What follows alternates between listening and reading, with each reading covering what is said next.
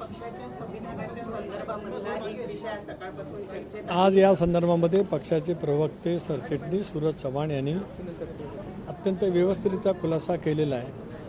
त्याच्यामुळे या विषयावरती अधिक काय माझ्याकडे बोलण्यासारखं नाही. त्यांनी माहितीसह कागदपत्रासह सह्यांसह जे दाखल झालेलं आहे त्याच्याबद्दलची माहिती आपल्याला दिलेली आहे. या विषयावरती योग्य वेळी योग्य वेळेला मी पूर्णपणाचं बोलेन.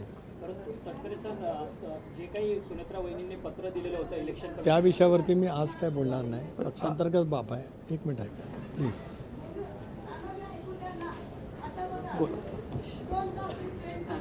वहिनी आमच्या पक्षाचे अध्यक्ष आहेत.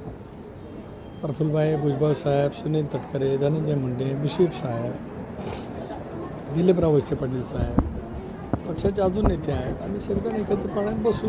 आपल्याला कोणाला त्याची चिंता असेल काही कारण नाही. दादांच्या स्वप्नातला पक्ष त्याच ताकदीने पुढे नेण्याचं काम आमच्या सर्वांचं आहे आणि आम्ही पूर्ण ताकदीने नेऊ.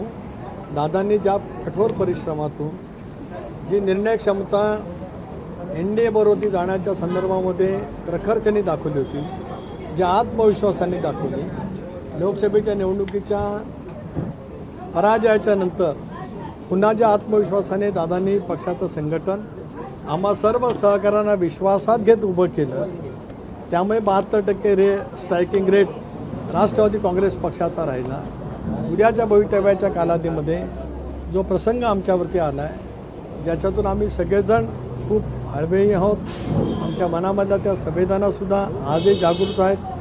माझं तर दादांचं गेले 35 वर्षाचं जीवाभावाचं नातं आणि त्याच्यामुळेच अनेक घटनांचा मी साक्षीदार आहे.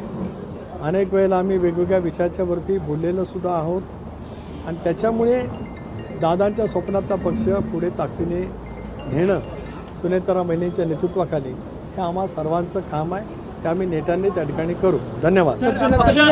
विलीनीकरणाच्या संदर्भात अर्ज भरायची वेळ